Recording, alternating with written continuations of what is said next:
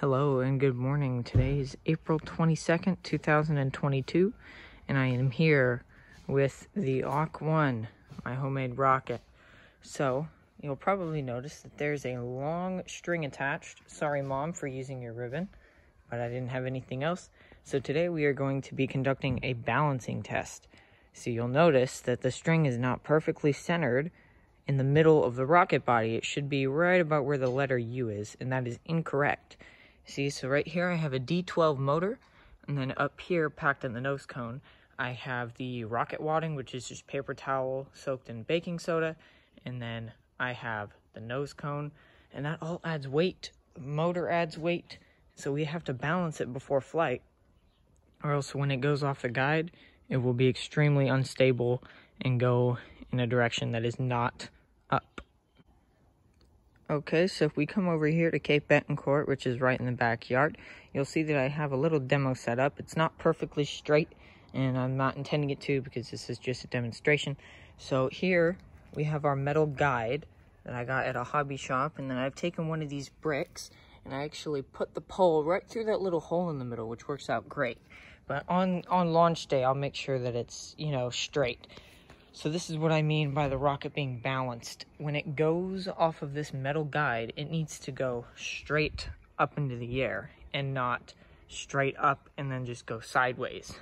So it's very, very important that when ignition happens, the rocket uses the guide and then the thrust keeps it in line going up, and all the weight that's inside the rocket keeps it straight.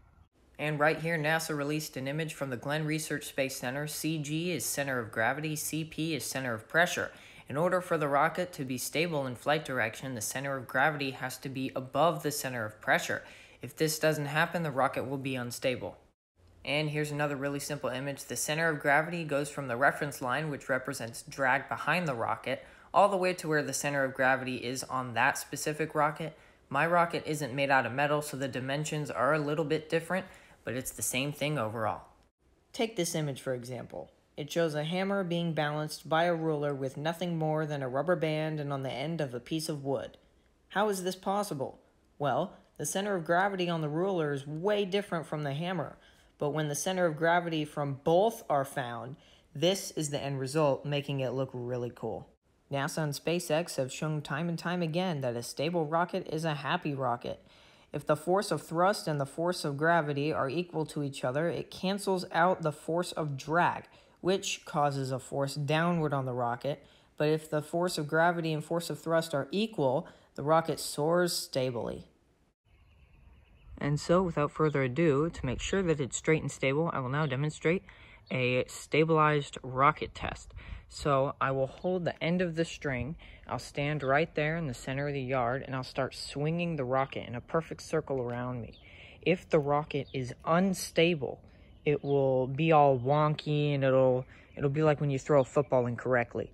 But if it is stable, the nose will be leading and it will be flying around me in a perfect circle, just like a rocket would if it was going straight up.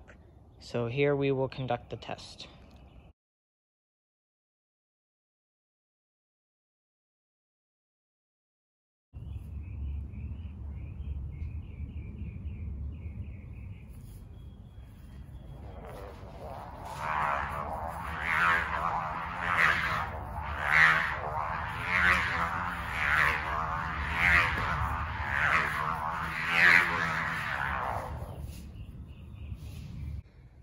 And what a beautiful test that was. The AUK 1 is indeed stable, as you saw in that demonstration.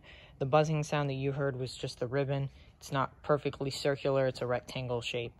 But the reason why this step took me so long is because I had to get the parachute in and the rocket wadding, which is paper towel and baking soda, and then down here, the D12 motor right there.